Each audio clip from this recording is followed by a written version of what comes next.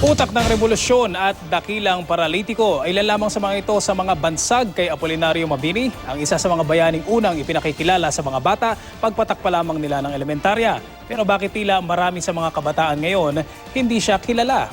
Live mula sa Maynila, si Bam Alegre may paandar. Bam? Cedric, narito tayo sa dating Nagtahan Bridge. Ngayon, Mabini Bridge na ang tawag dito. At may baon din tayo rito ng commemorative coin, 10 piso. At si Apolinario Mabini rito, walang kahalo. Hindi niya kasama si Bonifacio.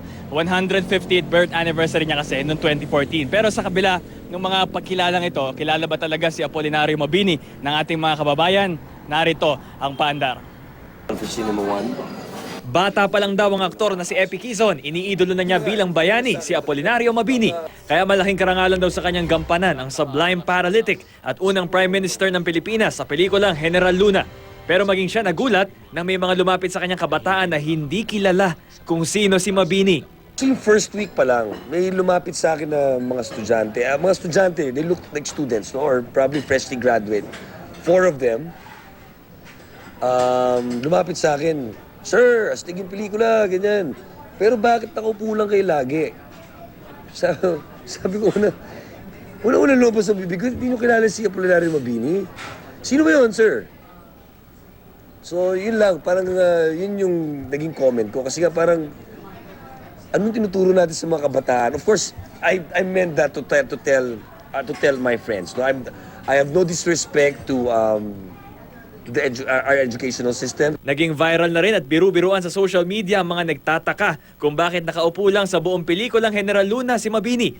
Kaya minabuti namin maglakad-lakad sa lansangan para tanungin ng ilang kabataan kung alam nila kung bakit nalumpo si Mabini. Bakit hindi siya makalakad? Napako yung paa, lagi nakapa eh.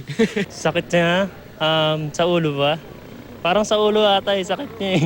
Ano po ang sakit ni Apolinario Mabini? Polio po. Hindi talaga lumpo si Apolinario Mabini. Nagkaroon lang siya ng polio noong 1895 bago ang Philippine Revolution. Nadakip siya ng mga Amerikano sa Coyapo, Nueva Ecija at na-exile sa Guam. Nakabalik siya rito sa Pilipinas pero matapos ang 2 buwan, namatay rin siya dahil sa cholera.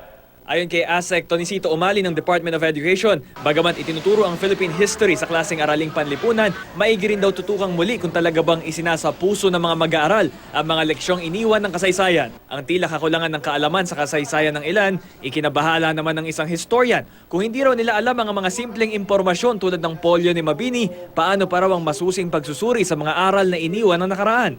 Lalo't mahalaga naging papel ni Mabini para hubugin ang konstitusyon ng ating unang republika. Napakahalaga niya, no?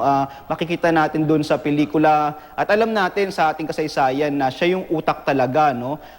Ano rin siya, no? Siya yung parang moral guide ng First Republic. Iba yung picture namin sa Mabini.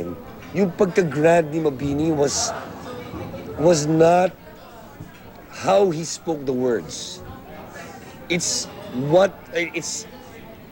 how he spoke, but it's what he spoke about. Diba? Siya yung nagdikta nung revolusyon, siya yung nag-strategize yung political system ng kapatiran nun. That's how we should remember who Apolinario Mabini is. Di ba, kumbaga siya yung chess player. Chess pieces lang tayo, di ba? Cedric, si Mabini kabilang na rin sa revolusyon laban sa mga Kastila at nadakip din siya. Dapat bibitayin na siya, kaso pinakawalan siya ng mga Kastila dahil sa kanyang kapansanan. Dahil dito, nagkaroon din siya ng pagkakataon, inimbitahan siya ni Aguinaldo na maging advisor ng revolutionary government. Balik sa'yo, Cedric. Okay, maraming salamat Bam Alegre at sa iyong paandar.